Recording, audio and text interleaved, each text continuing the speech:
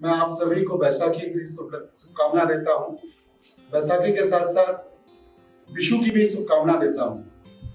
Agriculture में पर्व और त्योहार का क्या महत्व है, मेरे ख्याल से आज की जो जनरेशन है वो समझ नहीं पाती है, या उनको पर्व और त्योहार क्यों मनाए जाते हैं, उसके पीछे कौन सी ऐसी बातें हैं, कौन सी ऐसी जानकारी हमारे पूर्वजों ने हम तक छोड़ी है जिसको हमें आगे ले जाना है।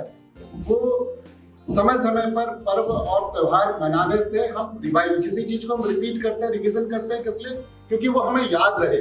अगर हम किसी चीज को रिवीजन नहीं करेंगे तो वो हमारी याददाश्त यानी हमारी मेमोरी से वो बाहर चला जाएगा, डिलीट हो जाएगा। आज का दिन जो बैसाखी का दिन है वो इम्पोर्टेंट इसलिए है कि हमारे एग्रीकल्चर में पुराने समय में, जिस समय हमारी पूरी डिपेंडेंसी केवल खेती से रिलेटेड होती थी, और अगर खेती हमारी अच्छी होती थी तो आने वाला वर्ष जो है पूरा साल हम लोग बहुत अच्छे से एंजॉय कर सकते थे। अदरवाइज बहुत सारी प्रॉब्लम्स आती थी जिसके लिए किसान को समझ में नहीं आता था कि वो कहाँ से अपनी सीड्स लेके आएगा या कहाँ से अपने लिए ग्रेन लेके आएगा। आज का दिन इसलिए इम्पोर्टेंट है कि आज बैसाखी है, और बैसाखी से पहले अगर आपने देखा होगा कि चैत के महीने में नवरात्रे मनाए गए हैं। तो इन दोनों के बीच में क्या रिलेशन है ये मैं आपको समझाऊंगा। प्लस हमारे जिस तरह से हिंदू कैलेंडर जो हिंदुस्तान के कैलेंडर के अंदर में 3 बार हम लोग नवरात्रे मनाते हैं, वो हमारे फसल चक्र जो है रबी, खरीफ और जायद, उनके साथ में ये मिला हुआ है। जिस तरह से हम लोग रबी की फसल, खरीफ की फसल और जायद की फसल लेते हैं, हमें हर फसल के लिए सीड्स चाहिए होता है, बीज चाहिए होते हैं।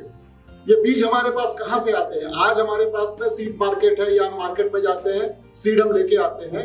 लेकिन जो हमारी परंपरा है, फार्मर खुद अपना सीड बनाता था और उस सीड को आगे आने वाली क्रॉप के लिए इस्तेमाल करता था।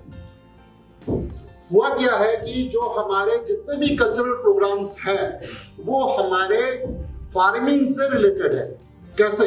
होलिका आती है, होलिका में हम लोग क्या करते हैं, होली में फायर वर्क्स होता है, होलिका दहन होती है, आग जलता है। और दूसरा आग जलता है कब? जब रावण जलता है। तो 2 फायर है।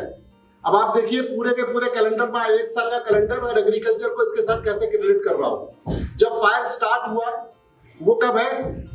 आपका दशहरे के बाद। इसका मतलब क्या हुआ कि आपका विंटर आने की शुरुआत हो गई। उसके बाद में ठंडा आएगा, ठंडा आने से मतलब जब विंटर आएगा तो हमें गेहूं की फसल लेनी है। अब उस गेहूं की फसल को हम कैसे टेस्ट करेंगे कि हमारा गेहूं की फसल के लिए जो सीड है वो कहां पर से आएगा, कैसे आएगा, उसमें वाइबिलिटी क्या है। उसी प्रकार से जो दूसरा होली खत्म हुई, फायर लगा, उसके बाद में हमारा चैत का महीना लगा। हमारे पास 10 दिन का हम लोग एक पर्व त्योहार बनाते हैं जिसमें हम सीड को टेस्ट करते हैं कि सीड का वाइबिलिटी क्या है। उसके बाद ये डिसाइड हो जाता है। वो कैसे करते हैं? आप सबने देखा होगा, अभी नवरात्रे में मंदिरों में गए होंगे तो उन्होंने क्या होगा, कुछ धान, कुछ गेहूं लगाई होगी, जौ लगाया होगा, खेतड़ी बोलते हैं कुछ लोग हरियाली बोलते हैं, अलग अलग भाषाओं में इस्तेमाल होता है। ये सिर्फ और सिर्फ सीड टेस्ट की लेबोरेटरी होती थी। सीड टेस्ट को किस तरह से लैब में टेस्ट किया जाता है, पुराने लोग क्या करते थे, क्योंकि पर्व है, पर्व में क्या है, नहा धो करके आप तैयार होते हैं, यानी आप सैनिटाइज करते हैं अपने आप को। सैनिटाइज करने के बाद में आपके हाथ में बहुत सारे पैथोजेंस होते हैं, उसको भी आप हाथ साबुन से धोते हैं। क्योंकि पूजा करना है तो आप वस्त्र चेंज करते हैं जिसमें कोई कंटामिनेशन नहीं होता है। और उसके बाद में आप क्या करते हैं, एक ऐसी मिट्टी लेके आते हैं जो सबसे ज्यादा उर्वरक है, फर्टाइल है। क्योंकि आपको वो जर्मिनेट करके सीड को टेस्ट करके देखना है कि वेदर इसमें जर्मिनेशन परसेंटेज क्या है। उसके बाद में ये मंदिर में रखा जाता है पूर्व की दिशा में। जब सूर्य, आप देखिए, आप फोटो देखते हो किसी के, भगवान के सिर के पीछे और एक बहुत बड़ा एक ओझ दिखता है। वो क्या चीज है? जब आप सन है, सन के पीछे खड़े हो जाओगे तो सन रुकेगा तो साइड से सन की किरणें दिखेगी। तो मंदिर वहां रखा जाता है जहां पर आप भगवान को जब देखोगे तो छाया ना पड़े, इसलिए आपका डायरेक्शन होता है पूर्व की तरफ। तो वो जगह में आपने उसको पात्र को रखते हैं जिसमें सीड को टेस्ट करते हैं। और सीड टेस्ट करने के बाद 10 दिन के अंदर जो जर्मिनेट होता है उससे आप परसेंटेज निकालते हो कि मेरा सीड जर्मिनेशन कितना आया। अगर सीड फेल हो गया तो फार्मर उसको ग्रेन, क्योंकि हर एक सीड में एम्ब्रियो होता है जो कि लाइफ होती है, जो ग्रेन होता है उसमें एम्ब्रियो नहीं होती, इसलिए हम उसको खाते हैं।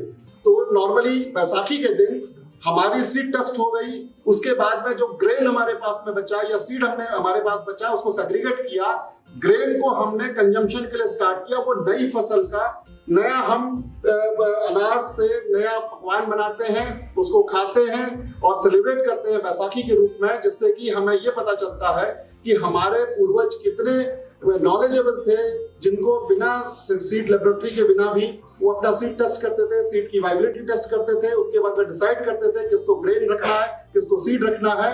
और ये परंपरा को बार बार हम लोगों को बताया जाता है हर एक जो त्योहार आते हैं कि आप इस तरह से इसको टेस्ट करेंगे और इस तरह से आप ग्रेन को अलग करेंगे, सीड को अलग करेंगे, और ये इसकी महत्व है। मैं आप सभी लोगों को एक बार फिर बैसाखी की शुभकामना देता हूँ, और मैं समझता हूँ कि शायद इस तरह के त्योहार जो हम बराबर बनाते हैं, साल में 3 बार जो मैंने आपसे कहा सीड टेस्ट करते हैं, एक ये चैत के महीने में करते हैं, दूसरा अभी आपका जब मानसून शुरू होता है उस समय गुप्त नवरात्रे आते हैं, जिसमें अगेन जो रेनी सीजन में क्रॉप लगती है उसका सीड टेस्ट होता है। फिर शरद ऋतु में जो दुर्गा पूजा जिसको आप लोग बोलते हैं, अगेन उसमें विंटर क्रॉप का जो सीड होता है उसका जनरेशन टेस्ट किया जाता है। और ये हमारी परंपरा है, जिस परंपरा को हम कायम रखने के लिए इस तरह के त्योहार मनाते हैं। मैं एक बार फिर आप सभी लोगों को विशु के लिए और बैसाखी के लिए शुभकामना देता हूँ। Thank you very much.